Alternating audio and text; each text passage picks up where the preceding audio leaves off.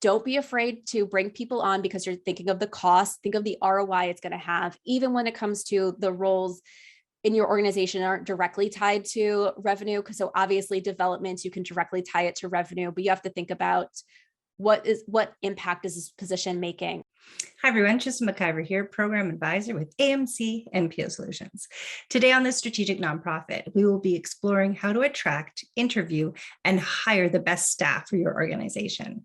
I've invited Jamie Van Cuyk on the podcast today. Welcome to the Strategic Nonprofit podcast, Jamie. Thank you. Thank you so much for having me today. You're welcome. Jamie, can you tell us a bit more about your role at Grow Your Team? Yes. So I started Growing Your Team about 4 years ago, and we really focus on helping small businesses, including nonprofits, having hiring success. So I identified through a lot of networking when I was figuring out, okay, I want to start my own business. What does this business look like? That a lot of small businesses never hired before having to do it within their own business. Or if they did hire before in corporate, they realize now that they're on their own, that they're really on their own. They don't have an HR staff or senior leadership or other people to guide them along the way. And they had questions, they were struggling, they were hiring the wrong people, they were quickly firing. And with teams being one of the reasons small businesses fail and nonprofits fail, is like, okay, this is too important to ignore. We got to get help for people. So within my role, I am the lead strategist. I work hand in hand with our clients on helping them really identify who it is they need to hire. And not so much, while we do include what tasks and responsibilities does this position have, but more so on that, who is the idea candidate? Who is the person that is going to fit well within your organization because they're going to match the culture. They're going to meet your expectations. They are going to make you happy with you giving them a paycheck, but they might not fit in another organization, even though they might do the exact same roles there. So it's really figuring out who is that idea candidate for you. We do that through helping write job postings and interview guides. I do one-on-one consulting where I'm really teaching people how to navigate the hiring process. And then also other team members on my staff help with full service recruiting, where we are helping people from beginning to end find that right person for their team, where we take over a lot of that work that takes time that nonprofit leaders and small business owners don't have. When nonprofit founders want to step down from their roles in the organization, how do they look to find the right CEO or executive director to manage the organization? Yes, great question. So I think one of the first things you really need to think about is, why are you stepping out of the role that you're in today? And for some people, it might just be you don't have the time anymore. You want to focus on something else. So you're removing yourself from the organization. You're still going to be involved on a certain level, but it's no longer your passion no longer gets the organization what it needs. And you're recognizing that you need to step back completely and let someone else lead the organization, that you got it up off the ground and now it's time to hand over the reins. Some other times you're stepping back because you realize that while you would love to be in that role, you're not the right person to be in that role. You're missing certain skill sets. So once you really start figuring out why you're stepping back from that role, it will allow you to really figure out who it is that needs to take over that position, who it is that needs to fill your shoes. If it's because you're lacking a certain skill set, let's look to find people that have that skill set. What is it that you didn't have that made you struggle in the role? And knowing that now that is really important, so you can find someone who has already succeeded doing those tasks, leading a similar organization, has transferable skills that will be successful. So you really need to figure out what is needed, so that way you can focus on finding that right person. Because there's a lot of people out there that want to lead nonprofit organizations. There's a lot of people who are going to have connection to your mission, but that doesn't mean they're right to lead your organization. So when you figure out why you're vacating the position and what that next leader needs to look like, maybe it is a copy of you having those same strengths, but you're just ready to move on to something else. Or maybe it's because you're lacking something. It allows you to focus on finding the right person instead of just filling the position with someone who isn't going to be what the organization needs, because then you're putting the organization at risk. Yeah, absolutely. And I think it's probably hard for those founders to recognize that, maybe they're not the right person for certain roles at this point in time in the organization. So with that, I know sometimes it's really hard to delegate. So what suggestions would you have for a nonprofit founder on how to delegate work within their organization? Yes. The first thing I want to talk about there is nonprofits are very similar in the way that you tend to run lean when it comes to staff, which means a lot of times it's all hands on, people just doing what needs to get done. And as the founder, as the leader of the organization, you're probably taking on a lot of that responsibility yourself. But I need you to remember that you only have so much capacity. And if you try to do everything yourself, there's always something that's going to be sacrificed so you can focus on something else. And those things that you're sacrificing still need to get done. So you have to remember with delegation, it's not that you shouldn't be doing anything or you're not capable of doing those specific tasks. It's that maybe you don't have the time and you're not the best person now to focusing on it. So you need to delegate because it's right for your organization. I feel like a lot of people, especially women in the workforce and everything, feel this need to be able to do everything and not always ask for help. But I want to sometimes like flip the script on it, because sometimes people are like, okay, I can't do it all, and see it as a negative. And I want you to look at your organization and realize it as a positive, that you've grown your organization to the point where you no longer can do it all because there's too much to get done. And that is a good thing, that you are serving a lot of people, that you have a lot of people supporting you. You're increasing that revenue flow, which means you're able to do more. And as your organization's able to do more, you need more hands to help serve the people you're trying to serve. So just think about that as delegation is a positive thing when it needs to get done in your organization. You're doing what is best for your organization because you are at your capacity. The other thing I want you to remember about delegation is you don't have to hand over the keys to everything on day one. You don't have to be like, all right, I'm stepping out of this completely. Here you go. It's about working up to where you feel comfortable. And it's about making sure you train the person properly that's going to be taking over the tasks. Once again, you don't have to be like, this is yours, goodbye, I'm done with it, and never look at it again. With delegation, you figure out really what needs to get delegated. You find the right person to do those tasks, either someone currently within your organization or through that new hire. And then you start this process that I like to put it, have it being kind of like a stair-step approach for training. So you're going to show them what to do.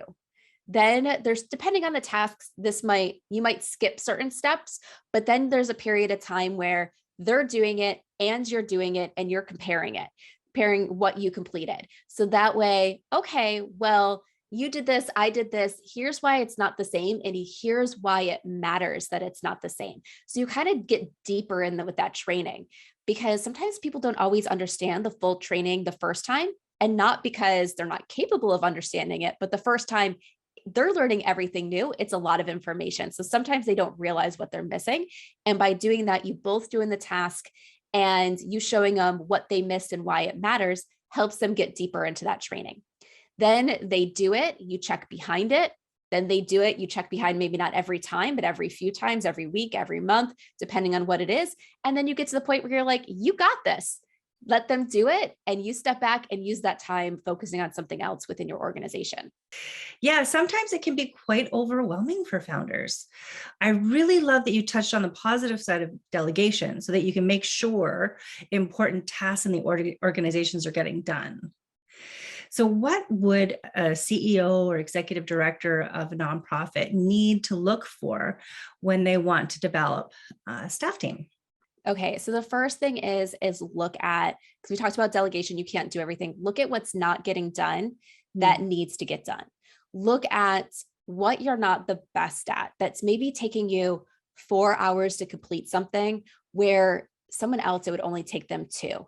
And those are things like start realizing what needs to get off your plates and then start focusing on filling those positions. So for example, I think development is it's obviously a really important role for nonprofits. And a lot of times the founder and executive director takes on a big chunk of that development role. Well, there comes a point in time where you can't be everywhere you need to be. You can't attend every event. You can't build every relationship with every person who wants to support your organization. You can't make all the calls for in-kind donations and everything that needs to get done. So because you can't do it all, because you're also doing all this other task work for the organization that needs to get done, that is your responsibility, that means there's donations not being made because people weren't being asked. And so a lot of times, sometimes that development is where a lot of people need help.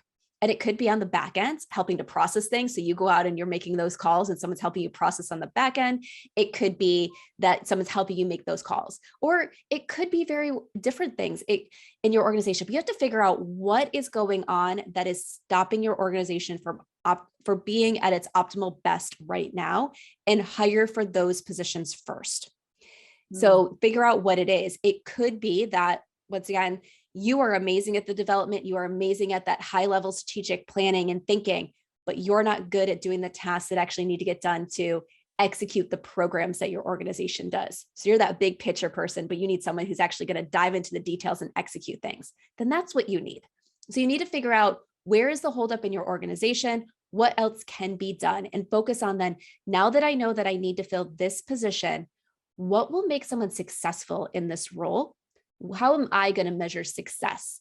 How am I going to say, yes, they're deserving that paycheck? Because that's something we really care about in nonprofits, is the money that's going out. So when you build your team, you want to make sure that they are effective and they're achieving what needs to be done because you hire them. So you have clear expectations of what that position is going to do. And then once you have those positions or those expectations developed, you go and find people capable of doing those actions, capable of achieving those expectations, and start there. One thing I always say is, you might look at that and say, I need 5 people. Don't go and hire 5 people at once. Like, build your team one position at a time, mostly because onboarding takes time, hiring takes time. And you don't want to overwhelm yourself, because a lot of times that we're hiring, it's because we lack time. So do one position at a time. So that way you're not overwhelming yourself. If you have a staff today, you're not overwhelming your staff trying to onboard multiple people at once. So take your time, go through one position at a time to add it to your team, get that person up to being successful or to a point where they're using less of your time, and then move on to the next positions as needed. That's great advice. It is important to take it one step at a time, or, as you said, one position at a time. What advice would you give a CEO or executive director of a nonprofit in attracting the right candidates for their job openings? Yes. So hiring for nonprofits, in a lot of ways, it's very similar to the hiring for for-profits. You're going to get your position out there by passing it to your network and posting on job boards, but you're going to want to find the right job boards for your position. So I always like to say, hiring is a lot like marketing. You could have the best marketing message in the world, but if you don't put it in front of the right audience, it doesn't matter how great your marketing message is, because the right people aren't reading it. So it's the same with your job posting. But I always want to stress, with nonprofits, you typically have a big network of people. You have people that are supporting your organization. So you should always share your openings with your volunteer list, with your donor list, with anybody else, putting it out on social media, letting people know that you're hiring. Because one, people might be following you who have a real passion for the organization, and they could also have the skill set. So never doubt that there could be someone out there that has both the passion, that's already following you, and has the skill set that you need. And you never know who they know. They might know the perfect person that they can refer to your opening. The second thing is, for job boards, is making sure that you're looking at the right job board. I always say, post on Indeed, and you can post on LinkedIn, because they give you free job postings. They will always try to get that last thing in at the last screen to say, hey, how much do you want to sponsor or pay per day and stuff for this job? But on both those platforms, you can click to say post without budget. And that's a great way that you can get in front of some candidates and everything that are looking. They're 2 of the most popular job boards out there. And you might as well post your job out there, because free is great. I always tell my clients, if you can get your right candidate for free, don't spend money on other job boards. But then there are a lot of job boards out there that are niche specific. So there are ones out there that are for nonprofits. And so you might want to look into posting some of those. Mhm. But one of the things you want to think about is the role that you're hiring for. Where are those people really going to look? Because let's say you're hiring for that director of development. Chances are director of development is already working for a nonprofit. They understand the workings of nonprofits. They're probably going to be looking on nonprofit job boards. But if you're hiring for kind of an administrative assistant, that's a role that can go across multiple organizations and multiple industries, that it's not nonprofit specific. So people could be looking for an administrative assistant position with a nonprofit and look at nonprofit job boards. Or you might be better with some of the general general job boards that aren't nonprofit specific, because someone doesn't have to be strictly nonprofit to fill that role. So you need to think about where these people are going to look, what makes most sense, and post in those specific job boards. There's also, like I said, there's a lot of niche specific job boards. So depending on what type of services your nonprofit offers, there could be job boards out there specifically for people who have that type of passion and for those specific nonprofits. So for example, I've worked recently with a lot of legal aid organizations, and there are job boards out there specifically for legal aid organizations. Mm. Perfect. Yeah, in Canada, there's a few different ones as well, that I can think of, and then also I know with LinkedIn, there's also an option to have your organization as a business, not just on your specific post, but posting on your own wall as an executive director saying you're hiring, and linking it to that page Yes. on your LinkedIn and stuff. So yes, I will say there was one of the nonprofits I was working with. Oh gosh, it's probably about a year and a half ago now. We were replacing the founding executive director. She was getting ready to retire and step down, and she just posted out that they were hiring for an executive director role. And we got so many responses simply from that, because she was so well connected on LinkedIn. People were following her. They are passionate about her, and not just following her because they really just knew her and liked her and had that personal connection. They were following her because they really liked what she was doing with the organization. So there was people that connected her to the organization. They were wanting to do things similar in their cities and everything like that. So once they realized there's this opportunity to fill her shoes in this company, in this organization she established, we got so many responses from that one LinkedIn post on her personal profile. So yes, like I said, share with your network, post out there. Like you said, there you could also have an organization page on LinkedIn. I will say, when it comes to posting positions, if you haven't been using your business organization page on LinkedIn, just putting a post out there is not going to probably do anything. So you probably don't have a lot of followers, but you can always connect it to your organization when you create that job post in LinkedIn. So that way they can at least go back, click through it, and see that about information of your organization there on LinkedIn.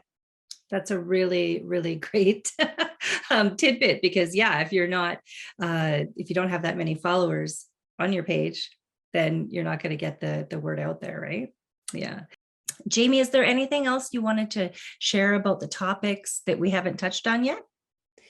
Yeah, there is. There was something that came to mind when we were talking about hiring for the right positions and everything. So with it, one of the things that I really want to stress is, I kind of touched about a little bit, is paying your team members. And there's always this struggle with nonprofits, especially early nonprofits, of, do I have the budget? Can I afford it? Should money be going here? And I want to just remind you that this work needs to get done. And sometimes paying people to do this work is what's going to help grow your nonprofit to the next level. It's what's going to serve the people that you're trying to serve. Mm-hmm. Volunteers are great, but some things just really can't be done by volunteers, because you don't always have the same dedication level. They don't always have that time to give you during the week that you really need for certain positions. So you really need to figure out, what is the ROI on paying people for this role and paying people a certain level. So for example, one of the nonprofits that I'm personally connected with, they are hiring someone to help their director of development. And the board had to go and approve, and I have a seat on the board there. So the board was going to approve what this position would be paid. And I loved it that the executive director said, here are our options. And she said, so you presented one. She goes, I'm sure this looks it looks great that this could be what we could pay someone. You're probably looking at it that it's this lower salary. It's not going to cost us that much. She goes, but she turned it on them. She goes, what type of person do you think we're going to get for the salary range? How much experience do you think they're going to have? And that made everyone on the board go, oh, they're probably entry level. They probably haven't had a role like this before, and this will be their first time. So it will be taking a risk. And then she presented it, or we can pay on this range. And because this is a role directly tied to development, bringing in revenue and these opportunities, if they are able to do X, Y, Z and bring in X amount of dollars and showing the connection, because this role will be able to help bring in this amount of money that through their projections that they have, because they have another person in a development role right now, showing what that ROI will be for that at higher cost and helping them. I thought she did a really great job of showing them this is really where we should pay someone if we want someone with the experience. She goes, or we can pay someone here, take a risk, and it might take 2 years to really get that ROI that we're looking for as they're getting up to speed. So I just want to say, don't be afraid to bring people on because you're thinking of the cost, think of the ROI it's going to have, even when it comes to the roles in your organization aren't directly tied to revenue. Because so obviously development, you can directly tie it to revenue, but you have to think about what impact is this position making? Are you able to serve more people? And if that's, I'm sure for most nonprofits, that is your big part of your mission, to be able to serve more people.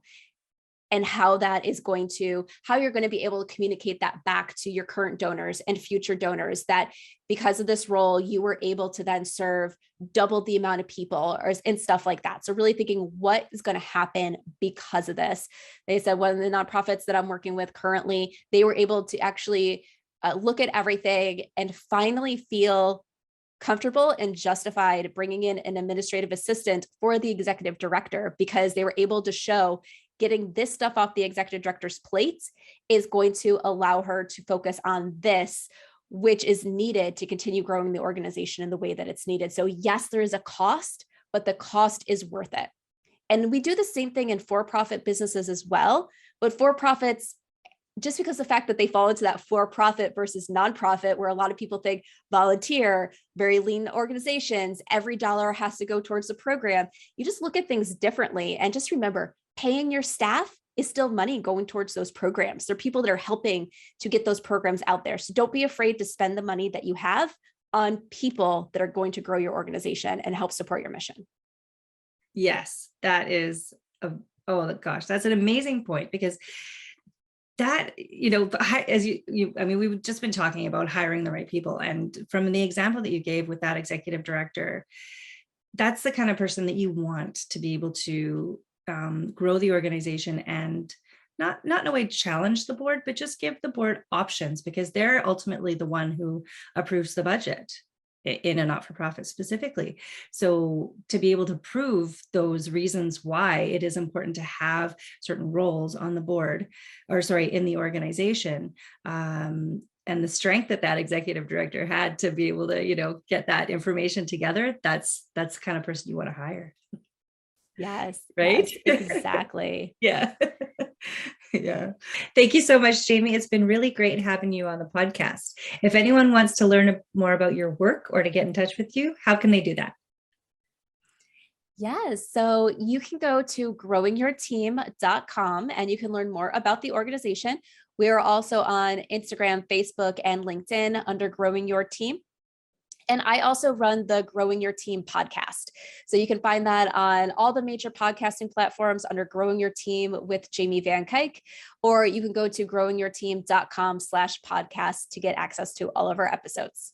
Perfect. And all of that information will be in the show notes. And to get in touch with me, you can find me on LinkedIn by looking up Trista McIver, and you can reach out to me on our website, amcnplsolutions.com, where I'm happy to help organization with governance training, strategic planning, and bylaw reviews. Take care, everyone, and I hope you'll tune in to the next episode of The Strategic Nonprofit. If you want to take your knowledge, skills, and nonprofit organization to the next level by mastering governance and strategic planning, join AMC's NPO Academy. The link is in the notes.